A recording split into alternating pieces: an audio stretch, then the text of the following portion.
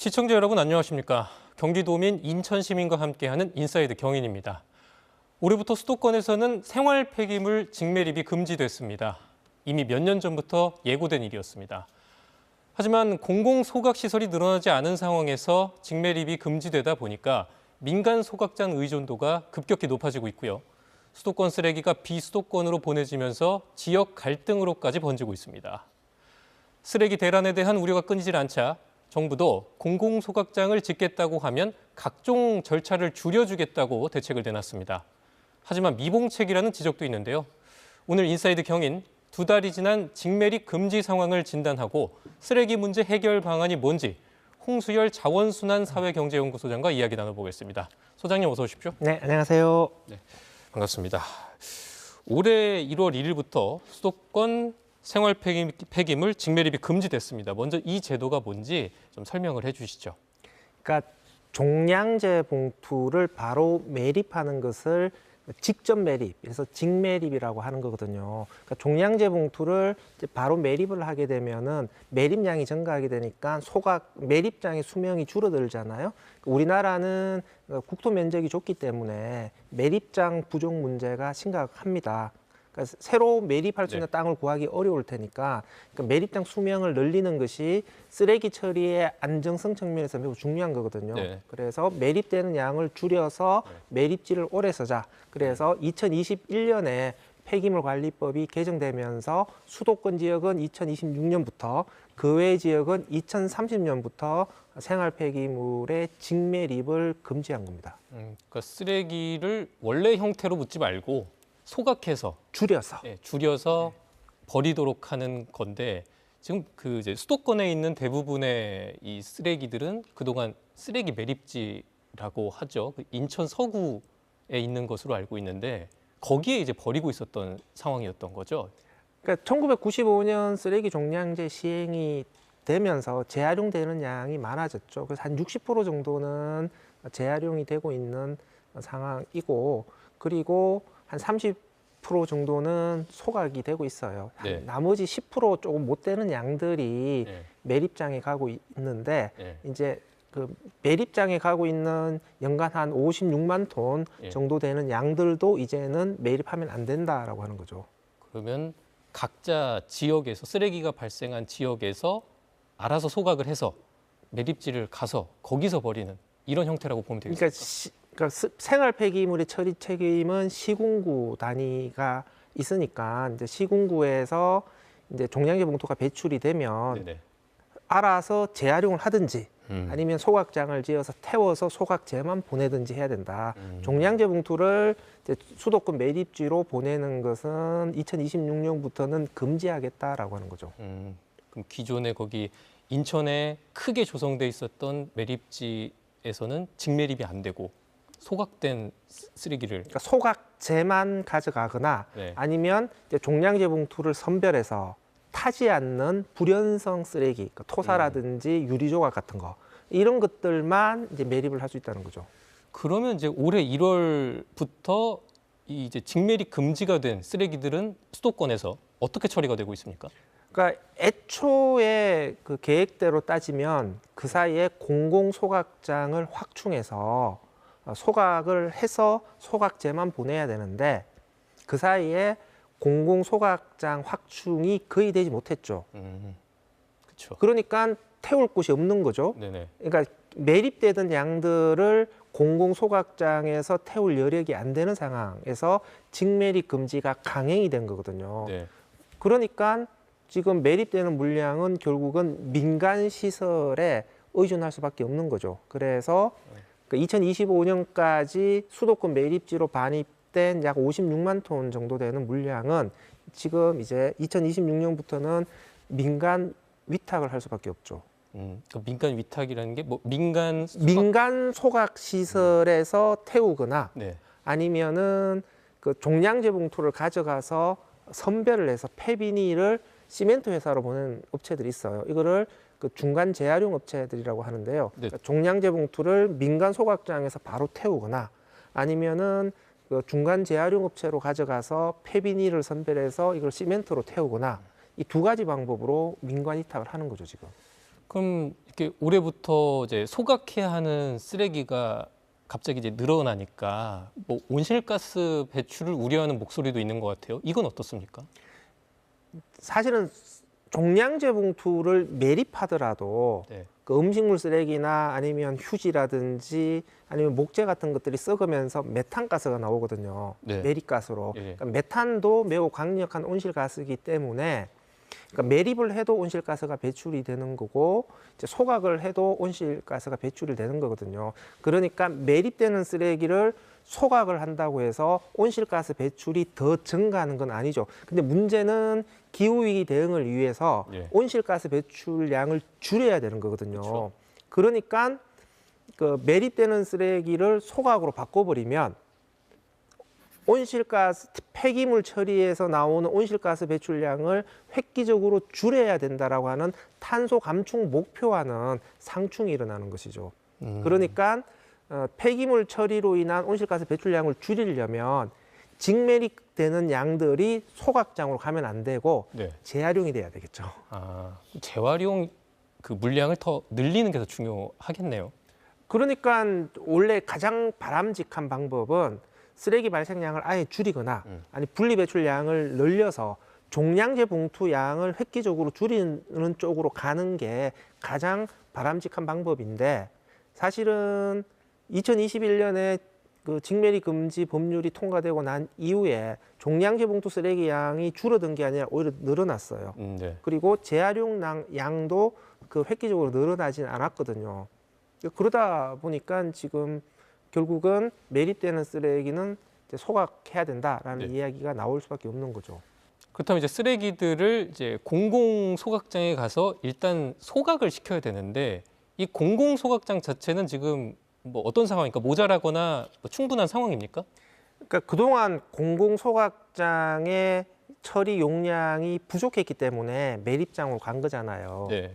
그런데 그 사이에 공공 소각장 양이 늘어나지는 않았던 거거든요. 그러니까 그 직매립 금지를 바로 앞둔 2025년까지도 수도권 지자체들이 한 56만 톤 정도의 종량제 봉투를 매립을 했다는 거잖아요. 이미 예견된 상태였는데도 늘어나지 않았다라는 말씀이신 거죠? 그러니까 소각장을 지으려고 각각의 지자체들이 시도는 했지만 소각장 자체가 이제 주민들이 반대하는 시설이다 보니까 계획대로 소각장 확충 그 계획이 정상대로 추진을 못된 거거든요. 네. 다 수도권 각 지자체 지역에서 스탑되다 보니까 공공 소각장 확충은 거의 되지 못했죠. 그러니까 공공 소각장 확충은 되지 않는 상태에서 이제 매립장이 막히다 보니까 그동안 매립장에 가던 쓰레기가 그럼 어디서 처리해야 되는 거냐? 네. 그러면 민간에서 처리하자. 이렇게 나오는 거죠. 그러니까 근본적인 해결은 어떤 공공 소각장들을 빨리 좀 늘리는 방안이었는데 그게 지역 주민들 반대로 안 되다 보니까 그럼 민간에 맡기자 이런 식으로 약간 그런 식으로 해결이 되고 있었던 거네요. 그러니까 이제 원래는 이제 세 축으로 갔어야 되는 거죠. 쓰레기 발생량을 줄이면서 분리배출량을 늘려서 재활용량을 늘리고 그렇게 해도 안 되는 양들은 이제 소각장을 지어서 소각제를 매립하는 쪽으로 이 세 축의 방향들이 쭉 갔어야 되는데 이 세 가지 방향 모두 다 실패했던 거죠. 그래서 직매립 금지의 실질적인 대안이 2025년까지 수도권 지역에서 마련이 되지 못했다라는 거죠.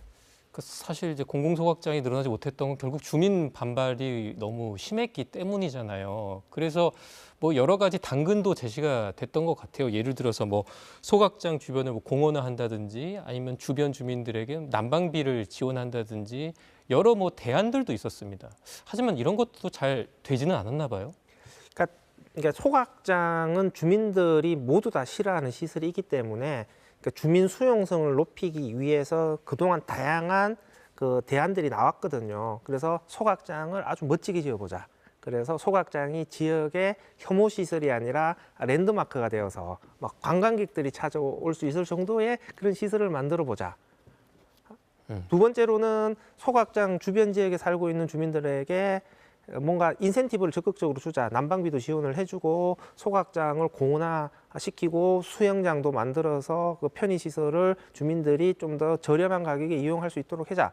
그러니까 이런 여러 가지 대책들이 나왔는데, 그러니까 이런 그 제안들이 주민들을 설득하는데 네. 전혀 효과가 없다라고 하는 것이죠. 그러니까 기존에 나왔던 접근법으로는 소각장을 반대하는 주민들을 설득하는데 실패를 한 거거든요. 그러니까 주민들은 소각장이 들어오게 되면은 그 지역에서 살고 있는 주민들의 삶의 질이 떨어지는 거다. 혹은 집값이 떨어져서 경제적 피해를 당할 거다. 뭐 이런 걱정들을 하는 거거든요. 그럼 이런 걱정들을 해소시켜 줄 수 있는 조금 더 종합적인 대책들이 필요하다라고 생각을 합니다. 그래서 그 좀 매우 다양한 제안들이 나와야 된다고 생각해요. 주민들이 체감할 수 있는. 그래서 저는 뭐 여러 가지 그 어린이집이라든지 유치원이라든지 뭐 이런 것들을 우선 설치해 주겠다. 아니면 관련된 교육 인프라를 확대해서 여기서 뭐 교육 특구 정도의 네네. 그 지역으로 만들겠다. 뭐 아니면 뭐 복지시설이라든지 여러 가지 공원, 도서관이라든지 뭐 이런 인프라들을 우선적으로 네. 확대해서 소각장이 들어오면서 상쇄될 수, 그러니까 소각장이 들어오면서 예. 떨어질 수 있는 삶의 질이 이런 다른 대책들을 통해서 다시 더 올라갈 수 있어서 결과적으로는 주민들이 모두가 네네. 혜택을 받을 수 있는 뭐 이런 대책들이 종합적으로 나와줘야 된다라고 생각하는데 지금은 계속 좀 천편일률적인 대책들만 나오고 있고요. 네. 자꾸 돈을 얘기하는데 주민들은 또 이런 것에 대해서 모욕감을 느끼시는 분들도 많아요. 네. 그러니까 좀 더 전향적인 대책이 필요하다라는 건데 결국 이제 공공 소각장은 모자라고 그러다 보니까 민간 소각장, 민간 처리 시설로 이제 쓰레기들이 향하고 있지 않습니까? 근데 민간 시설의 경우는 이제 민간 처리 시설의 처리 용량은 어떻습니까? 충분합니까? 지금 민간 처리 용량이라고 하는 것도 어느 정도 한계 상황에 도달해 있는 상황이고요. 소각장 같은 경우에도 민간 소각장 같은 경우에도 그 허가 용량으로만 따지면 더 받을 수는 없어요. 그런데 폐기물 관리법에서 허가 용량의 1.3배까지는 태울 수 있다. 또 이런 조항들이 있어요. 그러니까 허가 용량의 1.3배까지 태울 수 있다라는 것을 전제로 하면 종량제 봉투를 추가적으로 받을 수 있는 여력이 되기는 하는데 1.3배를 적용한다고 하더라도 굉장히 빡빡해요. 그래서 민간 소각 시설에서 태울 수는 있으나 네. 시설의 물리적 한계 용량까지 어느 정도 도달해 있는 상황이기 때문에 네. 그 구조 자체가 매우 위험한 거죠. 안심할 수만이 그렇죠. 없는 상황이고. 시장에 뭔가 예기치 못했던 충격이 오게 예. 되면 이건 자칫 잘못하면은 쓰레기 처리에 굉장히 심각한 불안을 네네. 야기할 수도 있는 것이죠. 또 이런 의견도 있어요. 이게 민간 시설이다 보니까 공공 시설보다 좀 더 관리나 이런 것들이 취약해서 오염 물질이 더 나오는 거 아니냐. 또 민간이니까 뭐 처리 비용이 더 나오는 거 아니냐. 이런 우려도 있습니다. 그러니까 환경적인 문제와 경제적인 문제 두 측면에서 살펴봐야 되는데 뭐 환경적인 문제와 관련해서는 뭐 아무래도 주민들은 민간 시설이니까 오염 물질 배출 관리가 좀 느슨하는 거 아니냐라는 걱정을 하기는 하는데 최근에는 그 민간 시설이라고 하더라도 감시 체계가 네. 워낙 엄격하게 적용되고 있고 그 방지 시설과 기술과 관련된 부분들도 민간 시설에서 굉장히 발전을 했기 때문에 민간 시설이기 때문에 공공 시설보다 더 위험하다. 네. 민간 시설이기 때문에 오염물질 배출량이 더 많다라고 단정지어서 얘기할 수는 없습니다. 하지만 민간 시설이기 때문에 수익성을 추구하기 때문에 그 시장 상황에 따라서 언제든지 네. 뭔가 문제가 터질 가능성은 있기 때문에 네. 민간 시설일수록 좀 더 많은 촘촘한 감시망을 구축하고 감시를 그 게을리하면 안 되는 상황이겠죠. 네. 경제적인 문제와 관련해서는 그 쓰레기를 처리해야 되는 시군구 관점에서 보면 네네네. 처리비는 분명히 올라갑니다. 왜냐하면 수도권 매립지로 보낸다라고 했을 때는 시군구가 부담해야 될 처리비는 톤당 12만 원 내외거든요. 그런데 민간 위탁을 하게 되면 현재 지금 민간 위탁된 단가는 대개 톤당 15만에서 17만 원이고요. 지금 20만 원이 넘어가는 사례까지 나오고 있어요. 저는 시간이 지나면 이거는 전체적으로 그 쓰레기 처리 단가가 20만 원 이상으로 더 올라갈 것 같거든요. 그렇죠. 그렇기 때문에 경제적인 부분에서는 민간 위탁의 증가는 시군구의 쓰레기 처리 부담을 증가시켜서 결국은 이제 종량제 봉투 가격 인상 등의 좀 시민 부담으로 네네. 증가될 수밖에 없는 네. 흐름으로 갈 것이다라고 네, 생각합니다. 그래서 이제 민간보다는 또 공공시설의 비중을 조금 더 늘리는 게 더 중요할 것 같고 지역 갈등 문제도 짚어볼게요. 이제 그 수도권 직매립을 금지하니까 이 수도권 쓰레기를 뭐 강원도나 충청도 가서 버리는 경우도 있는 것 같아요. 그래서 그 지역에서는 당연히 좋아하진 않을 텐데 이 문제는 어떻습니까? 일단 수도권 안에서 민간 시설이 다 처리를 하면 되는데 수도권 민간 처리 시설도 그 여유가 아주 충분하진 않거든요. 그리고 민간 위탁을 하게 되면 입찰을 하게 되니까 지역에서 입찰이 들어오는 것 자체를 막을 수는 없잖아요. 그러다 보니까 충청이나 강원 지역의 민간 시설들이 수도권 종량제 봉투 민간 위탁 입찰에 들어와서 물량을 가져가게 되는데 조사를 해보면 일단 계약 상황으로 보게 되면은 수도권 종량제 봉투의 한 20% 정도가 네. 수도권 밖으로 빠져나가게 될 것이다. 네. 이렇게 판단이 되거든요. 그러니까 수도권 밖에 있는 민간 소각 시설에 종량제 봉투가 바로 가서 소각이 되거나 아니면 그 수도권 안에 있는 민간 시설이라고 하더라도 재활용 업체들의 경우에는 그러니까 수도권 안에서 종량제 봉투를 받아서 선별된 폐비닐은 또 충북이나 강원도에 있는 시멘트 회사로 가거든요. 그러니까 직접적으로는 가지 않더라도 한 다리 건너게 되면 또 그 강원도나 복잡해지네요. 충북 지역으로 가게 되니까 지금 이 문제 때문에 예. 지금 강원도나 충북 지역에 있는 시멘트 시설이 있는 지자체에서는 종량제 봉투에서 나온 폐비닐을 시멘트 회사에서 받는 것도 맞겠다. 지금 이렇게까지 나오고 있어요. 근데 앞으로가 더 문제인 것 같습니다. 2030년부터는 이 직매립 금지가 전국 전 지역으로 확대된다고 들었거든요. 그래서 일부에선 이거 쓰레기 대란까지 오는 거 아니냐 이런 우려도 나오는데 이건 어떻게 보십니까? 지금 어쨌든 전국적으로 보게 되면은 매립되고 있는 쓰레기 양이 170만 톤이거든요. 그러니까 수도권만 따지면 56만 톤 정도 되는 거고. 그럼 2030년까지는 이제 170만 톤의 물량에 대한 해결책이 필요한데 그러면 전국적으로 이 물량을 처리하기 위한 소각장이 확충이 돼야 되는데 수도권 사례에서 볼 수 있듯이 지금 5년이라는 시간을 더 준다고 해도 그 소각장이 충분히 확대될 가능성은 매우 낮아요. 그러면 2030년이 지나게 되면은 좀 더 위기 상황이 더 커질 수가 있는 것이죠. 지금 56만 톤 정도의 물량을 받는 것도 좀 빡빡한 상황인데 이게 170만 톤까지 가게 되면 예. 그 용량 부족의 문제가 이제 더 커질 수가 있는 거고요. 지금은 좀 더 우리가 좀 심각하게 봐야 될 부분들이 시멘트 쪽이 막히고 있다는 거죠. 네네. 그러니까 생각보다 시멘트 쪽에서 생활 폐기물을 처리하는 물량들이 많아요.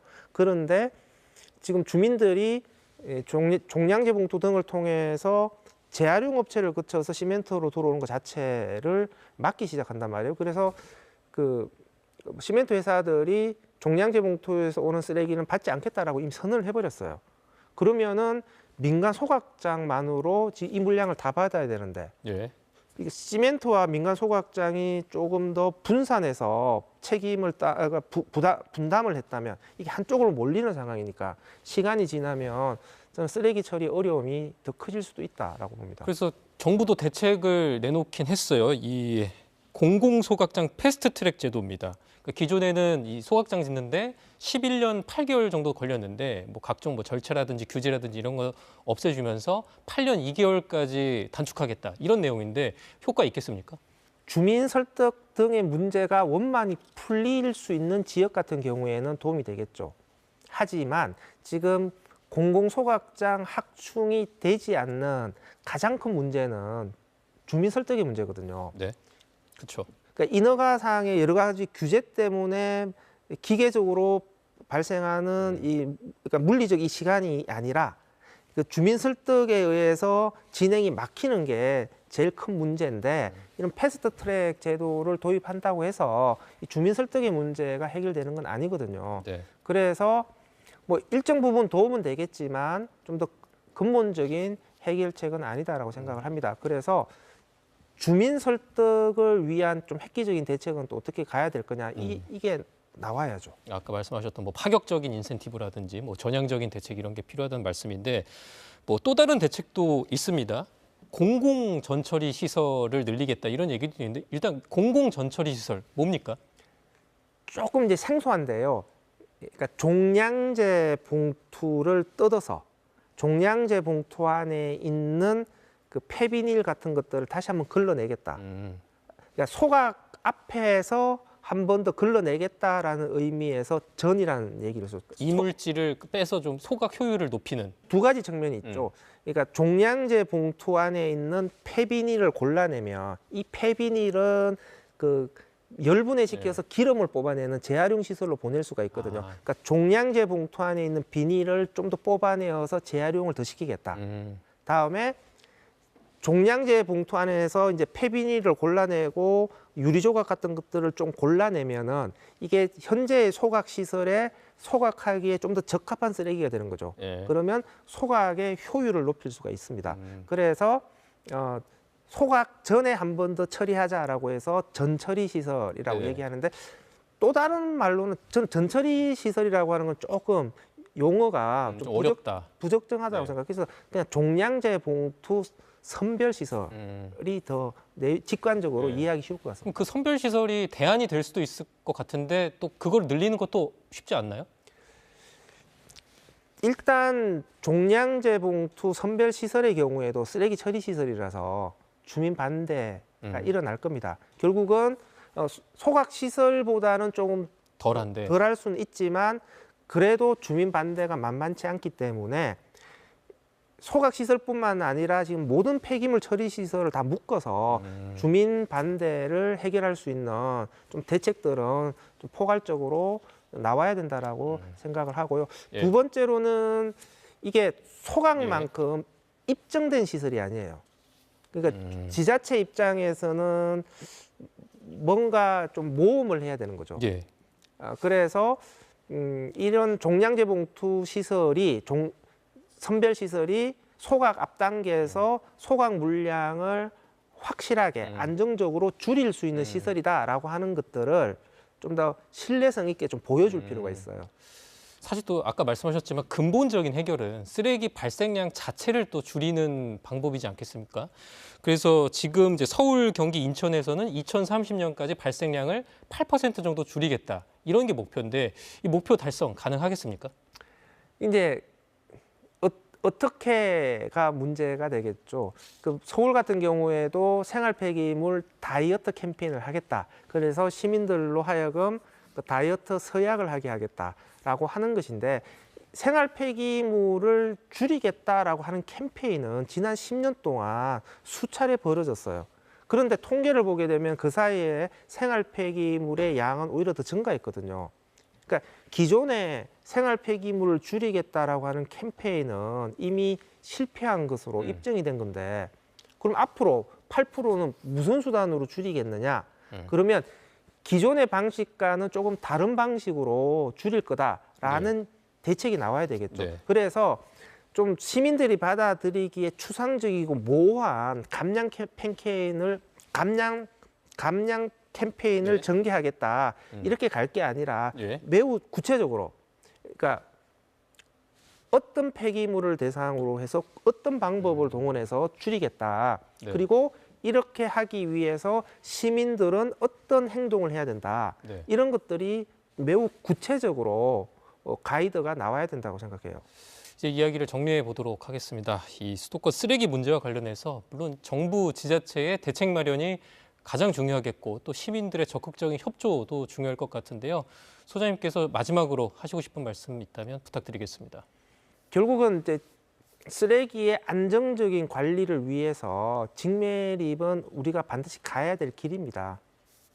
그런데 문제는 이 직매립 조치를 구체적으로 어떻게 현실화시킬 것인가라고 하는 것들이 관건이 될 거라고 생각을 하는데요. 우선적으로는 폐기물의 지역 간 이동과 관련된 부분은 좀 지역 간 대타협이 필요하다라고 생각을 합니다. 두 번째로는 정부와 지자체는 좀 더 구체적인 대응책을 마련을 해서 시민들에게 제시를 해줘야 되는 것이고요. 시민들은 좀 우리의 쓰레기 배출에 대한 좀 성찰을 통해서 우리의 소비 습관을 좀 변화시키기 위한 실천들을 조금 더 노력할 필요가 있다고 생각합니다. 네, 시민들의 노력도 중요하군요.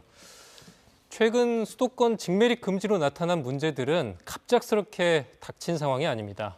이미 어느 정도 예견된 과제였습니다. 근본적인 문제 개선보다는 처리 방식에 지나치게 집중하면서 준비와 조정의 한계가 드러났습니다.